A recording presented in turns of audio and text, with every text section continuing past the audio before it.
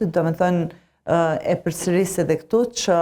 gjithë shka që ka u tha sot, në fakt as akuza nuk ishin, sepse nuk kishte as një argument nga fillimi deri në fund, qoftë edhe një pretendim i bazuar për ndonjë çështje. Për shembull, u ngritën aty pretendimet që ose në fakt u fol për pagesën e rrymës në veri, për një tarif më të ulët për qytetarët e veriut. Ishte deputetja e LDK-s që tha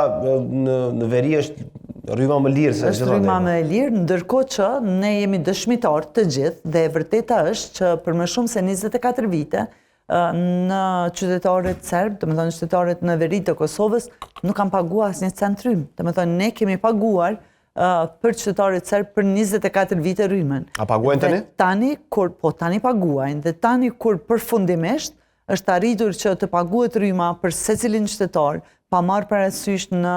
cilën pjesë të Kosovës jeton, pa marrë parasysh çfarë nacionaliteti etnie ka, tashmë hapen diskutime thjesht, në fakt jo diskutime, po thuhen fjalë sa për të krijuar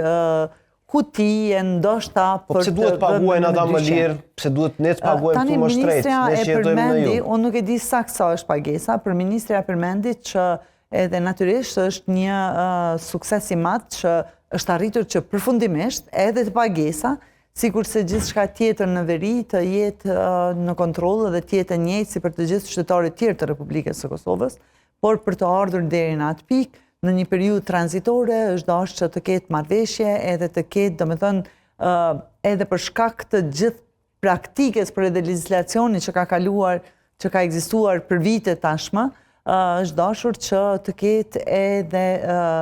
dakordim, edhe komunikim, edhe mbështetje edhe partnerëve tonë ndërkombëtar, në mënyrë që të fillohet sovraniteti edhe të pagesat të respektohet, pra sovraniteti shtetëror, flas që të vlen legjislacioni për të gjithë. Po kjo ishte vetëm njëra nga ato, ndërkohë që gjithçka që